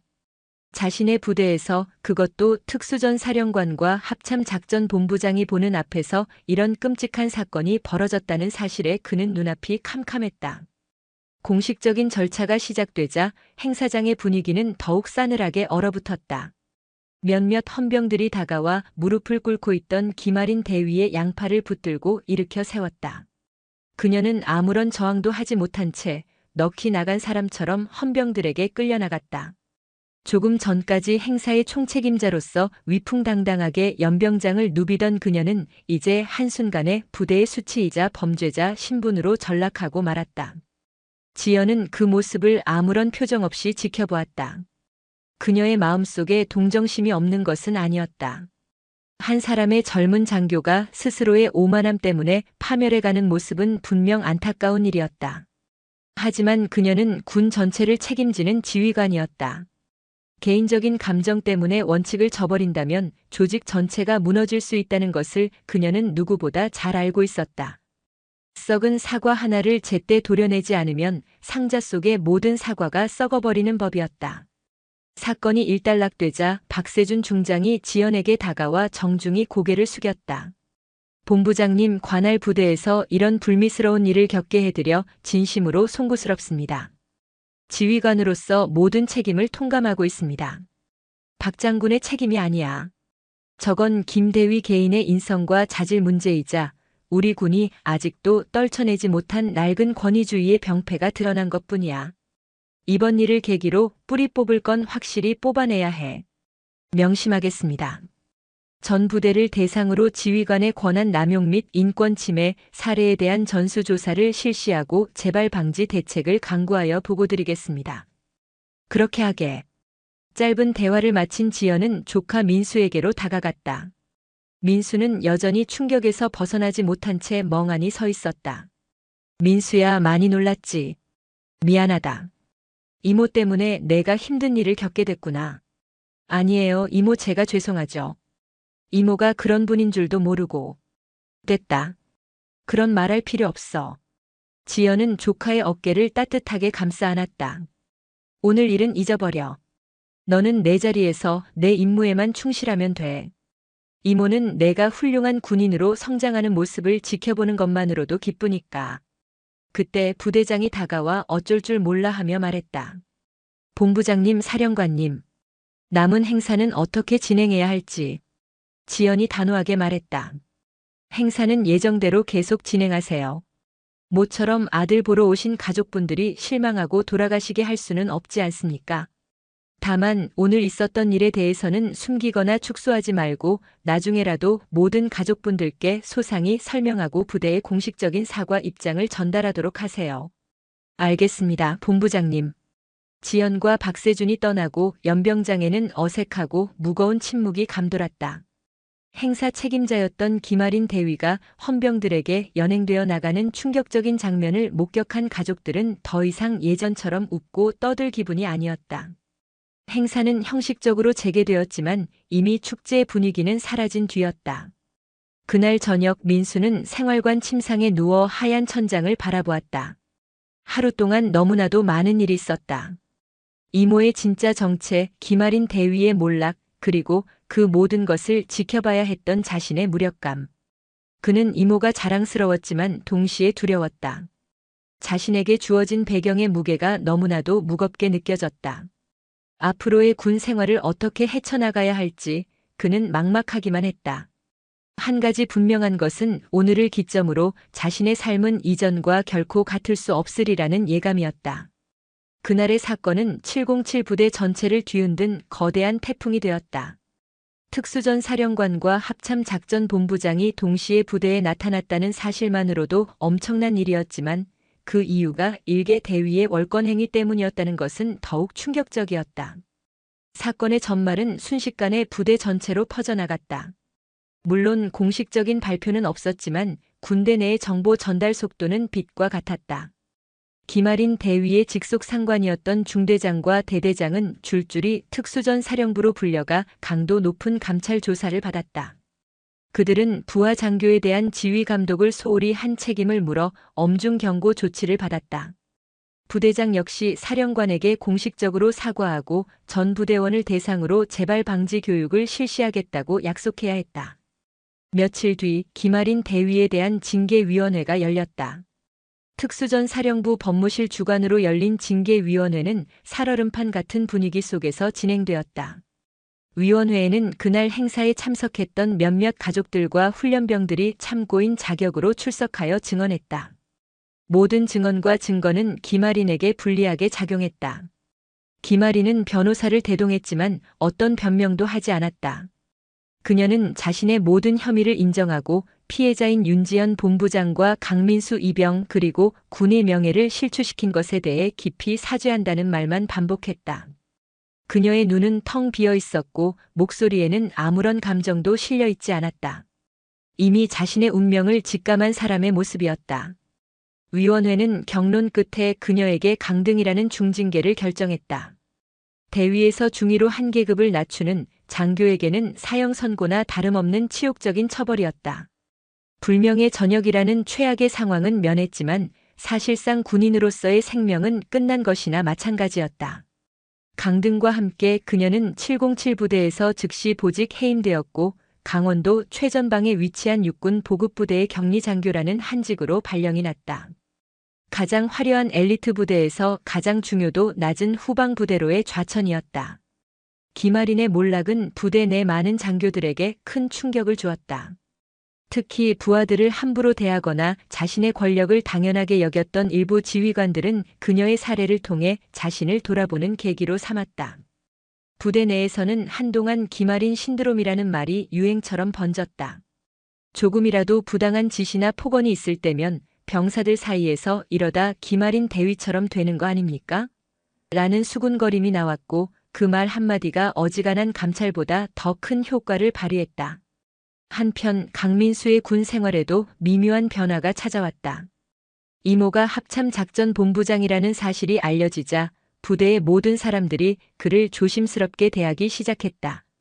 선임들은 더 이상 그에게 사적인 심부름을 시키거나 함부로 대하지 못했고 교관들은 그의 훈련 성과에 대해 칭찬을 아끼지 않았다. 심지어 동기들조차 그를 어려워하며 슬슬 거리를 두기 시작했다. 처음에는 그런 변화가 편하게 느껴졌다. 하지만 시간이 지날수록 민수는 숨막히는 불편함을 느꼈다. 사람들이 자신을 강민수가 아닌 합참작전본부장의 조카로 대하고 있다는 사실이 그를 괴롭혔다. 그들이 보여주는 친절과 존중은 자신을 향한 것이 아니라 보이지 않는 이모의 권력을 향한 것이었다. 그는 이모의 후광 없이 오직 자신의 힘으로 인정받고 싶었다. 민수는 더욱 훈련에 매진했다. 누구보다 일찍 일어나 연병장을 달렸고 누구보다 늦게까지 남아 체력을 단련했다. 사격 훈련에서는 만점을 놓치지 않았고 전술 훈련에서는 가장 먼저 앞장서서 장애물을 돌파했다. 그의 눈빛에서는 더 이상 신병의 어리숙함을 찾아볼 수 없었다. 대신 그 자리에는 최정예 특수부대원의 강인함과 도끼가 자리 잡고 있었다. 그의 그런 노력은 주변 사람들의 인식을 서서히 바꾸기 시작했다. 처음에는 그의 배경 때문에 그를 특별 대우했던 사람들도 이제는 그의 실력과 인성을 진심으로 인정하게 되었다. 그는 더 이상 본부장 조카가 아니라 가장 믿음직하고 실력 있는 동료이자 부하 강민수 이병으로 불리게 되었다. 어느 날 저녁 점호가 끝난 뒤 민수는 이모에게 오랜만에 편지를 썼다. 이모 잘 지내시죠? 저는 잘 지내고 있습니다. 얼마 전 저희 중대에서 실시한 종합전술훈련에서 제가 최우수 훈련병으로 뽑혔습니다. 이모 덕분에 얻게 된 자리가 아니라 제 스스로의 힘으로 얻어낸 결과라 더욱 기쁩니다. 이모께서 그날 보여주셨던 모습, 그리고 제게 해주셨던 말씀을 항상 가슴에 새기고 있습니다. 저도 언젠가 이모처럼 자신의 위치에 걸맞은 책임과 의무를 다하는 진정한 군인이 되겠습니다. 항상 건강하시고 다음에 휴가 나가면 꼭 찾아뵙겠습니다. 충성. 편지를 봉투에 넣으며 민수는 환하게 웃었다. 그는 이제 자신의 길을 찾은 것 같았다. 거대한 배경의 그림자에서 벗어나 자신의 두 발로 단단하게 땅을 딛고 서는 법을 배우기 시작한 것이다. 김아리는 짐을 쌌다. 707 부대에서 쓰던 관물대는 텅 비어갔다. 지난 몇 년간 그녀의 자부심이자 전부였던 특수부대의 흔적들이 하나둘씩 사라졌다. 그녀의 손에 들린 것은 단 한 장의 발령장. 육군 제3보급 지원단 격리장교 중위 김아린. 그 글자들이 그녀의 추락한 현실을 비웃는 듯 했다. 강원도 철원 민간인 통제선과 멀지 않은 곳에 위치한 제3보급 지원단은 군 내에서도 대표적인 한직으로 꼽히는 곳이었다. 주요 임무는 전방부대에 유류와 군수 물자를 보급하는 것이 전부였다. 전투와는 거리가 멀었고 진급이나 경력에도 아무런 도움이 되지 않는 그저 저녁 날짜만 기다리는 사람들이 모이는 곳. 육사 출신의 엘리트로서 탄탄대로를 걸어왔던 그녀에게는 지옥과도 같은 유배지였다. 새로운 부임지에 도착한 첫날부터 그녀는 철저히 이방인이었다. 부대 사람들은 이미 그녀에 대한 소문을 모두 알고 있었다. 합참 작전 본부장에게 밉보여 강등까지 당한 채 쫓겨온 장교. 그녀를 대하는 사람들의 시선에는 동정, 호기심 그리고 경멸이 뒤섞여 있었다. 아무도 그녀에게 진심으로 말을 걸지 않았고 그녀 또한 누구에게도 마음을 열지 않았다. 그녀의 업무는 단순했다. 매일 사무실에 앉아 수많은 보급 관련 서류의 도장을 찍는 것이 전부였다. 한때는 최정예 요원들을 지휘하며 국가 안보의 최전선에 서 있다는 자부심에 불타올랐던 그녀였다. 하지만 이제 그녀의 손에 들린 것은 총이 아닌 펜이었고 그녀가 상대해야 할 것은 적이 아니라 끝없이 밀려드는 영수증 덤이었다. 밤이 되면 그녀는 낡은 독신자 숙소에 홀로 틀어박혀 술을 마셨다. 술에 취하지 않으면 잠을 이룰 수 없었다. 술 기운이 오르면 억울함과 분노가 치밀어 올랐다. 그날 왜 그런 짓을 했을까? 그저 평범하게만 행동했더라면. 하지만 이내 모든 것을 윤지현과 강민수의 탓으로 돌렸다. 그들이 처음부터 자신의 신분을 밝혔더라면 혹은 그들이 조금이라도 자신에게 공손하게 굴었더라면 이런 일은 없었을 것이라고. 남 탓을 하는 동안에는 잠시나마 스스로의 비참함을 잊을 수 있었다. 그렇게 의미 없는 하루하루가 반복되었다. 그녀의 눈빛은 점점 생기를 잃어갔고 한때 날카로웠던 턱선은 무너져 내렸다. 그녀는 더 이상 훈련으로 다져진 날렵한 군인이 아니라 그저 삶에 지친 평범한 중년 여자처럼 보였다. 그러던 어느 겨울 부대에 폭설이 내렸다. 며칠간 쏟아진 눈은 부대 전체를 고립시켰다. 최전방 지피로 향하는 보급로가 모두 끊겼고 그곳의 장병들은 식량과 연료 부족으로 극한의 상황에 내몰렸다.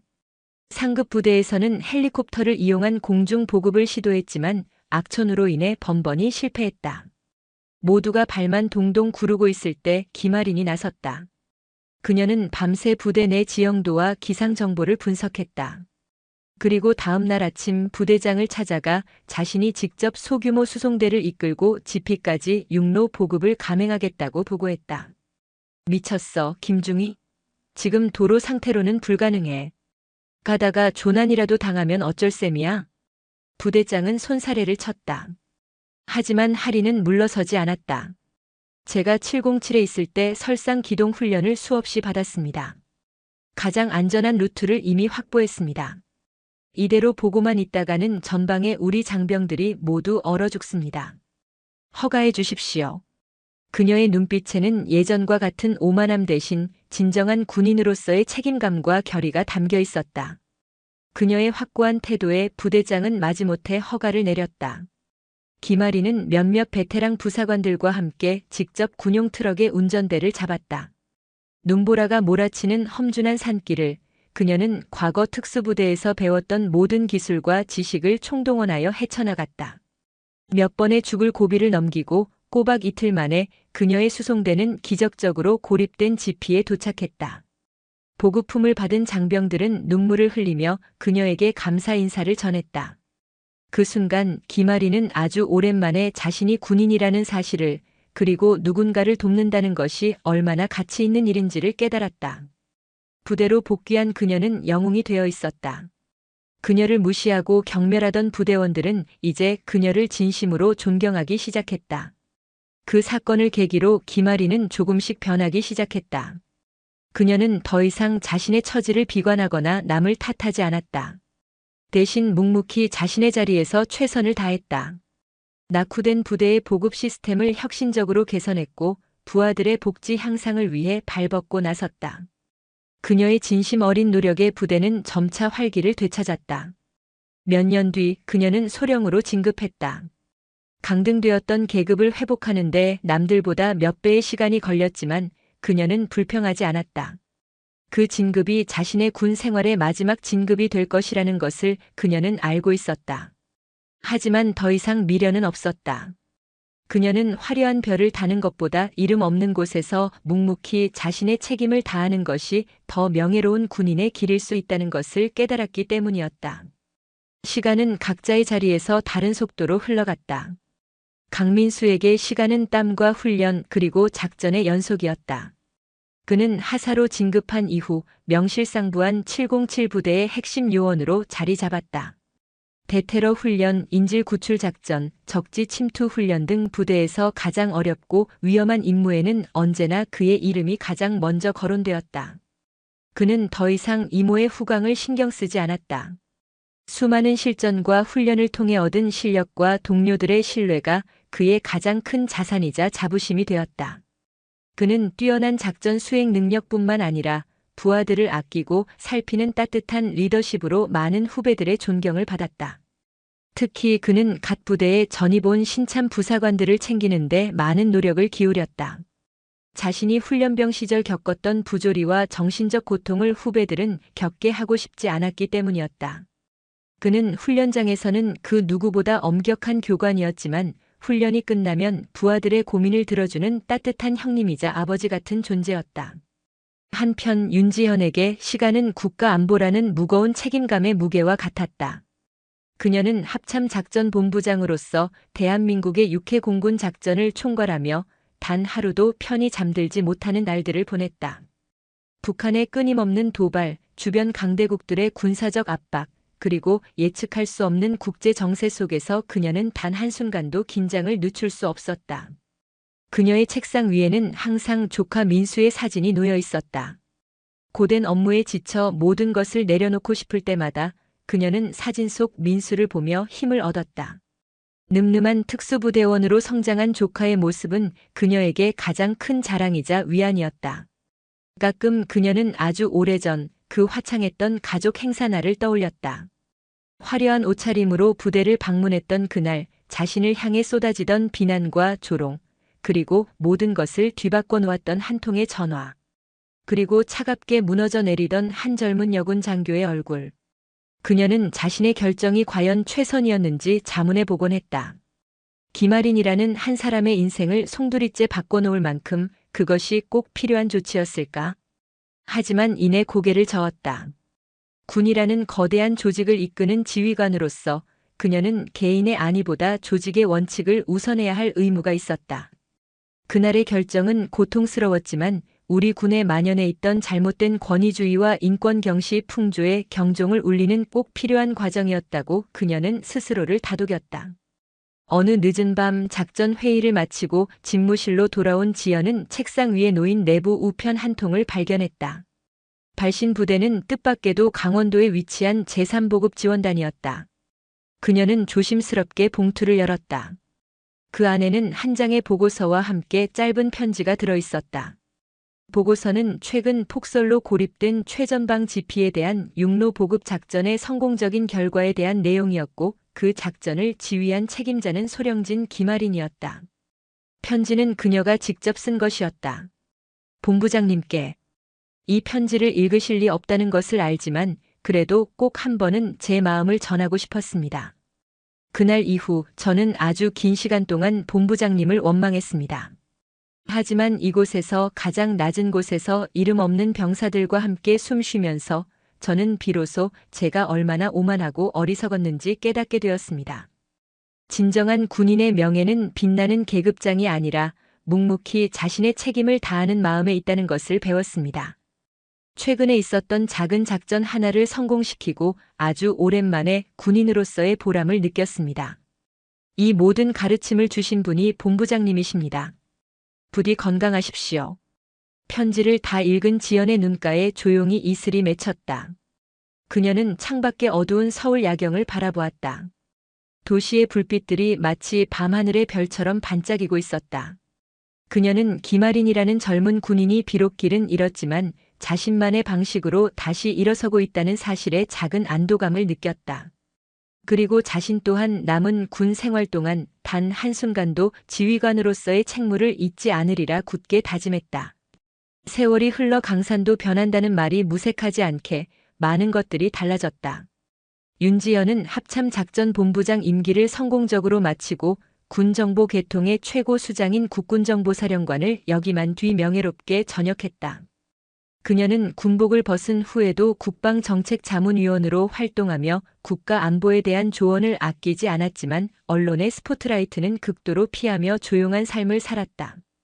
강민수는 어느덧 상사로 진급하여 707 특임단에 살아있는 전설이 되었다. 수많은 작전을 성공으로 이끈 베테랑 중의 베테랑이었지만 그는 여전히 훈련장에서 가장 많은 땀을 흘리는 군인이었다. 특히 그는 갓 부대에 전입 온 신참 부사관들을 챙기는데 많은 노력을 기울였다. 그가 키워낸 수많은 후배들은 그를 아버지라 부르며 따랐다. 그리고 김아리는 소령 계급을 끝으로 군복을 벗었다. 폭설 속 보급 작전의 공로로 징계가 일부 감면되기는 했지만 이미 그녀의 진급길은 막혀 있었다. 몇 년간 더 보급 부대에서 근무하며 묵묵히 임무를 수행했지만 더 이상 군에서 자신의 미래를 찾을 수 없다는 것을 깨달은 그녀는 미련 없이 전역을 신청했다. 전역 후 그녀는 작은 물류 회사를 차렸다. 군 보급 부대에서 쌓은 경험과 노하우는 그녀의 새로운 무기가 되었다. 그녀는 군인 시절의 성실함과 책임감으로 회사를 운영했고 사업은 점차 번창했다. 그녀는 더 이상 과거의 상처에 얽매이지 않았다. 오히려 군에서의 실패 경험이 자신을 더 강하고 겸손한 사람으로 만들었다고 생각했다. 그녀는 종종 자신의 회사에 군에서 전역한 장병들을 우선적으로 채용하며 그들의 사회 정착을 돕는 데 앞장섰다. 어느 화창한 가을날 707 특임단에서는 조금 특별한 행사가 열렸다. 바로 부대 창설 기념일과 함께 부대의 최고참인 강민수 상사의 전역식이 함께 거행되는 날이었다. 그의 전역식에는 국방부 장관을 비롯한 수많은 군 고위 인사들이 참석하여 그의 헌신에 경의를 표했다. 그리고 그 자리에는 민간인 신분이 된 윤지현과 김아린도 나란히 앉아 있었다. 두 사람은 행사장에서 우연히 마주쳤다. 수십 년 만의 재회였다. 김아린은 깜짝 놀라 굳어버렸지만 먼저 손을 내민 것은 윤지현이었다. 오랜만이군요, 김 사장. 사업이 아주 잘 된다는 소식은 듣고 있습니다.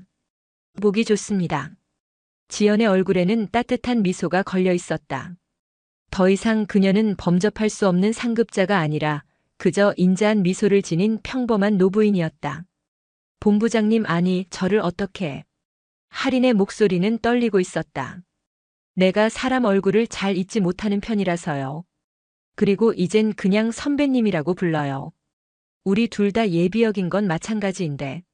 지연의 말에 할인은 결국 참았던 눈물을 터뜨렸다. 수십 년간 가슴속에 묻어두었던 죄책감과 회한, 그리고 감사함이 뒤섞인 눈물이었다. 저녁식 단상에 선 강민수는 담담하게 저녁사를 읽어내려갔다. 저는 오늘 제 청춘을 모두 바쳤던 사랑하는 부대를 떠납니다. 돌이켜보면 힘들고 고통스러운 순간도 많았지만 저는 단 한순간도 군인이 된 것을 후회한 적이 없습니다. 이 자리에는 제 인생을 바꿔놓은 두 분의 은인이 와 계십니다. 한 분은 제게 진정한 군인의 길이 무엇인지 가르쳐 주셨고 또 다른 한 분은 제게 실패와 좌절을 통해 더 강해지는 법을 몸소 보여주셨습니다. 두 분께 이 자리를 빌려 진심으로 감사드립니다. 민수의 시선이 객석에 앉은 윤지현과 김아린을 향했다. 두 사람은 눈물을 글썽이며 그를 향해 조용히 박수를 보냈다. 그날 수십 년 전의 아픔과 갈등으로 얽혔던 세 사람은 마침내 서로를 마주보며 진심으로 용서하고 화해했다. 행사가 끝나고 세 사람은 연병장이 잘 보이는 한적한 벤치에 나란히 앉았다. 수십 년 전 바로 그 자리에서 벌어졌던 폭풍 같은 사건을 떠올리며 잠시 침묵에 잠겼다. 참 많은 것이 변했네요. 김아린이 먼저 입을 열었다. 그때는 군인의 가족이라면 무조건 단정하고 엄숙해야 한다고 생각했습니다. 하지만 지금 저분들의 모습을 보니 저렇게 자유롭고 행복하게 웃는 모습이야말로 우리 군인들에게 가장 큰 힘이 되어준다는 것을 이제야 알겠습니다. 김 사장 말이 맞아. 시대가 변하면 군대도 변해야지. 경직된 규율이 아니라 따뜻한 소통과 이해가 더 강한 군대를 만드는 법이야. 지연이 고개를 끄덕이며 말했다. 그때 한 젊은 여군 장교가 상기된 표정으로 그들에게 다가왔다. 저 혹시 윤지현 장군님 아니십니까? 그리고 강민수 원사님도. 정말 영광입니다. 제가 두 분의 이야기를 책에서 읽고 군인이 되기로 결심했습니다. 앳된 얼굴의 소희는 존경심 가득한 눈빛으로 두 사람을 바라보았다. 그녀 옆에 서 있던 김아린을 알아보는 사람은 아무도 없었다. 지연과 민수 그리고 하리는 서로를 바라보며 조용히 미소 지었다. 역사는 승리한 자들의 이야기로 기록되지만 그 역사 뒤에는 이름 없이 쓰러져간 수많은 이들의 아픔과 교훈이 숨어 있다는 것을 그들은 누구보다 잘 알고 있었다. 그날의 사건은 그렇게 각자의 삶에 다른 흔적을 남겼지만 결국 그들 모두를 더 나은 사람으로 성장시키는 소중한 밑거름이 되어 주었다. 세월이 켜켜이 쌓여 역사가 되는 길목에서 그날의 이야기는 하나의 전설이 되었다. 강민수는 전역 후 군에서의 경험을 살려 청소년들을 위한 리더십 개발 센터를 열었다. 그는 아이들에게 총 쏘는 법이나 싸우는 기술 대신 자신을 이기고 타인을 존중하는 법, 그리고 실패를 딛고 일어서는 용기를 가르쳤다. 그의 진심 어린 교육은 전국적인 명성을 얻었고 수많은 청소년들이 그곳에서 새로운 꿈과 희망을 찾아갔다. 김아린의 물류회사는 업계에서 손꼽히는 기업으로 성장했다. 그녀는 성공한 사업가였지만 결코 과거를 잊지 않았다. 그녀는 매년 자신의 회사 수익금의 일부를 군에서 불의의 사고를 당하거나 불명예스럽게 전역한 장병들을 돕는 재단에 익명으로 기부했다. 자신과 같은 아픔을 겪는 후배들이 다시 일어설 수 있도록 돕는 것이 그녀가 과거의 빚을 갚는 유일한 방법이라고 생각했다. 그녀는 언론에 노출되는 것을 극도로 꺼렸지만 물류업계에서는 얼굴 없는 기부 천사로 알려져 조용한 존경을 받았다. 그리고 윤지연은 가족들의 품에서 조용한 노년을 보내고 있었다. 텔레비전 뉴스에 가끔 그녀의 모습이 비칠 때면 사람들은 대한민국 군의 역사를 바꾼 철의 여인을 기억하며 존경심을 표했다. 하지만 그녀는 언제나처럼 스포트라이트를 부담스러워하며 그저 평범한 할머니로 살아가는 것을 더 행복해했다. 어느 겨울 윤지연은 가족들이 지켜보는 가운데 조용히 눈을 감았다. 그녀의 장례는 국군장으로 엄수되었고 수많은 현역 장병들과 예비역들이 찾아와 그녀의 마지막 길을 배웅했다. 영결식에서는 그녀의 오랜 부관이자 후배였던 박세준 예비역 대장이 조사를 낭독했다. 고인은 평생을 조국에 헌신한 위대한 군인이었습니다.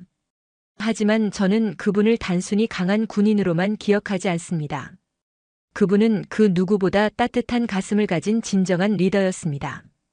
그분은 우리에게 가르쳐 주셨습니다. 진정한 힘은 계급이나 권력에서 나오는 것이 아니라 사람을 사랑하고 존중하는 마음에서 나온다는 것을 말입니다. 부디 하늘에서는 모든 짐을 내려놓으시고 평안히 잠드소서. 충성. 조사가 끝나자 장례식장에 모인 모든 군인들이 일제히 그녀의 영정을 향해 거수경례를 올렸다. 그들의 경례 속에는 한 시대의 끝을 목도하는 슬픔과 함께 그녀가 남긴 위대한 유산을 이어가겠다는 굳은 다짐이 담겨 있었다. 장례식이 끝나고 강민수와 김아린은 장례식장 한편에서 오랜만에 마주 앉았다. 이제는 두 사람 모두 군복을 벗고 평범한 중년의 모습이 되어 있었다.